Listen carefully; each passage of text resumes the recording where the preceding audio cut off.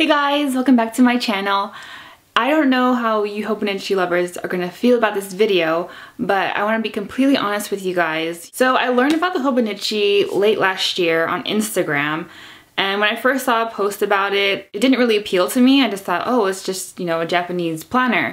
And then a few weeks after, I saw more posts about it on my feed, like from all the people that I've been following. So I started to get a little interested in it. Then my brother, he purchased one, and then I saw it in person, and I was like, oh, this is pretty cool. But you know, in the back of my mind, I thought, this isn't usually the type of notebook or sketchbook that I would gravitate towards, but you know, I want to give it a try. And then I would do some research online, and it really got me excited to get one for myself. So I went and bought one. I made the purchase before or after Christmas. It almost took like maybe 3 weeks to arrive. I got it on the 12th of January, and then once I got it, I just started to like try and catch up because I had, you know, those 12 days to catch up on. Beforehand, when I first started learning about Hobonichi, I knew about the pages and how it already had the dates on there. And honestly, I was really hesitant about it because I know myself. I know that I'm not very consistent with these types of things. You know, I get bored easily. I just kind of told myself, you know, maybe things change because, you know, I'm getting older. Now that I'm doodling more, maybe this will be a good thing for me. And so I filled it in. I was doing really well. And I think in the middle of February into March, I just started to neglect it. I always forgot about filling in, you know, my Hobonichi. I would bring it with me in my bag, but then I would totally forget it's in there. And then when it came to the time where I felt like, okay, I really need to catch up, I literally had to catch up maybe 3 weeks worth of pages. And I would take maybe a day, like one of my days off, to just try and catch up. And honestly, it's just so exhausting. And I know you can, with like your pages, you don't necessarily have to doodle or anything. You can just write quotes and stuff like that. But I just don't care to do that on here. I wanted it to be like a doodle journal. But it just wasn't for me. I realized that I'm much more of a plain sketchbook kind of gal. Because if you don't know much about the Hobonichi, these pages are super thin, and it has like grid. Focus. Yeah, so you see the grid on the paper. And I don't really care for grid or dot paper because, I don't know, I just don't really care for it. I prefer blank pages the most. I don't hate the Hobonichi, it's just not for me. I prefer a plain blank sketchbook. You know, that's what I'm usually comfortable with. You know, with like regular plain paper, I feel that my illustrations are much more clean. I just feel that the grid and dots just kind of adds clutter to the page, I think. I feel like it's a waste of paper for me because I haven't filled in last month either. I don't feel that I can commit to working in this for my videos. If you guys followed me on Instagram, you would probably saw like I wrote my thoughts about it and how I would continue this Hobonichi series. But then when I really thought about it, I thought, why should I continue something that I don't fully feel happy working with? And I know you guys enjoy this Hobonichi series, and I wanted to continue the concept but with a different sketchbook. So I'm going to retire this. Sorry guys, but I'm going to retire this Hobonichi. I want to work with something that I feel works for me and what I like to do. So instead of the Hobonichi, I am going to replace it with this new notebook, and it's by Mod Notebooks. I got this last week, and I learned about them on Instagram as well. When I saw this one, like this particular color, I was like, oh my gosh, this is so pretty.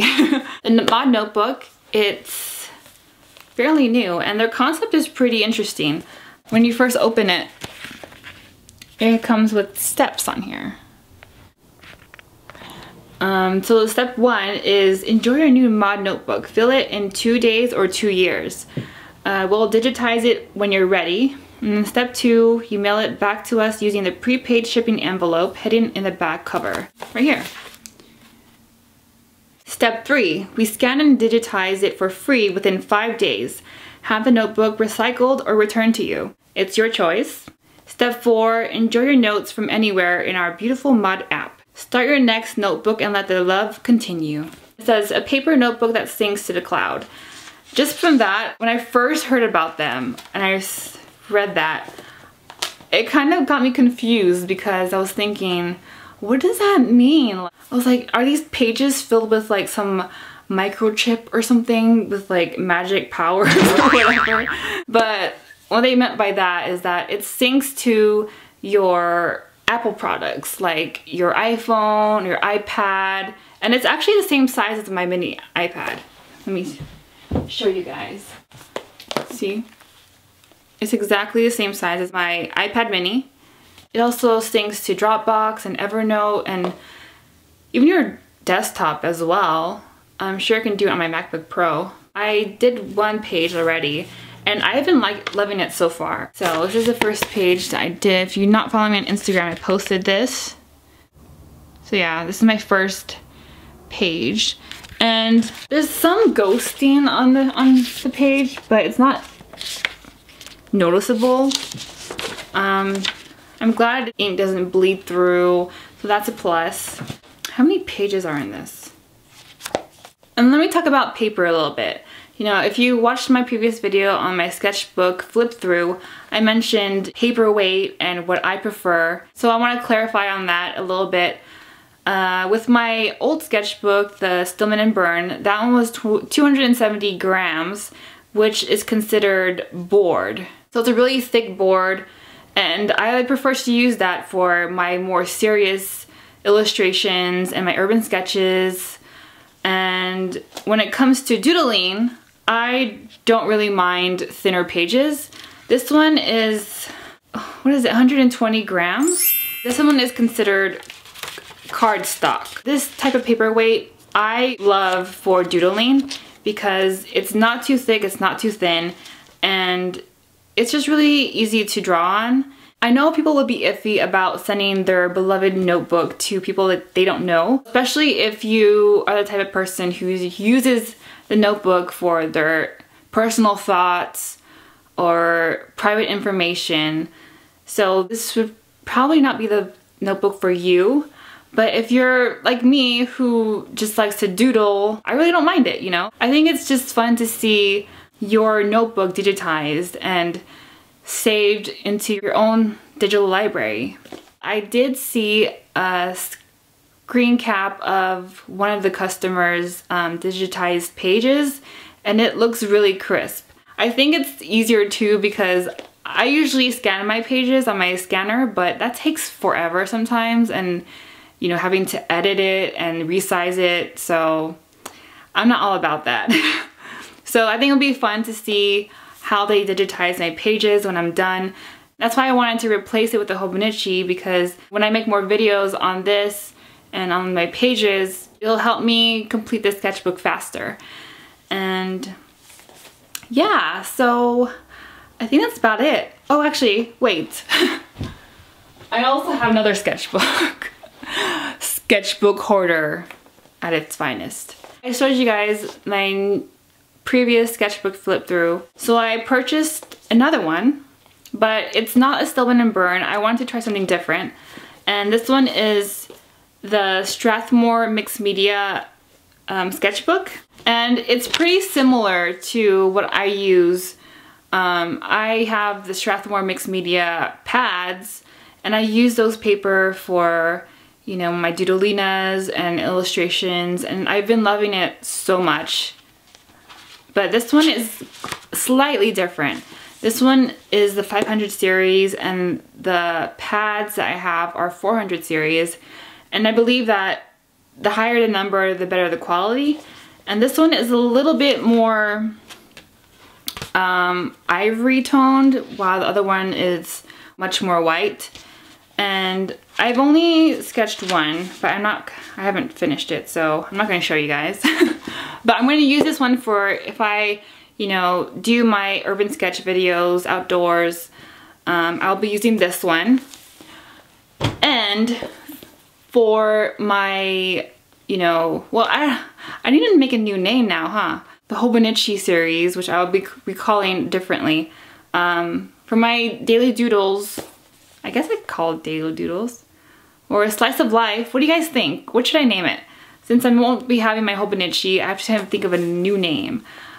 If you have suggestions, let me know. For those videos, I'll be using this one. And this is what I'll be using in my studio to film. I think that's about it. I hope you guys will stick around, even though I don't have the Hobonichi. I just hope that you guys just enjoy my doodles. You know, I don't regret buying the Hobonichi because I did like it for a certain time. But I just realized it wasn't my cup of tea. And, you know, it's always important to experiment to see if you like something. You know, if you're kind of iffy about it, just do it anyway to see if you like it or not. But at the same time, I realized that you shouldn't buy something just because it's popular or other people have it, because that's not the way that you should go. I mean, I need to learn from that. Just find what works well for you and what you like to do. I am a regular sketchbook kind of gal, so that will never change.